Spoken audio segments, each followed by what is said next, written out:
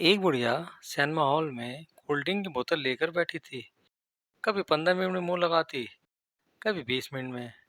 पास बैठे सरदार को गुस्सा आ गया। उसने बुढ़िया से बोतल छीनी और एक घूंट पीकर बोला, ऐसे पीते हैं।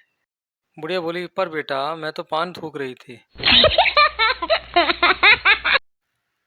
एक औरत ने डॉक्टर से फोन पर कहा, डॉक्टर साहब मेरे खावन के गले में कैंची फंस गई है, प्लीज जल्दी से आएं।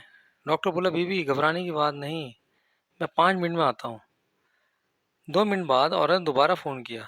बोली, डॉक्टर साहब अब आप आने की तकलीफ ना करें, मुझे दूसरी कैंची मिल गई है। डॉक्टर की बीवी का ऑपरेशन होने वाला था। खुद डॉक्टर साहब ही ये ऑपरेशन करने लगे थे। उनकी मदद के लिए दो नर्सें भी ऑपरेशन थिएटर में थीं। डॉक्टर ने बीवी को इंजेक्शन लगा के बेहोश करने की कोशिश की, मगर बीवी पे कोई असर नहीं हुआ। फिर डॉक्टर ने क्लोरोफॉर्म सुंघाकर बेहोश करना चाहा, लेकिन इसके बावजूद बेहोश नहीं हुई। ये देखकर डॉक्टर साहब बहुत परेशान हुए।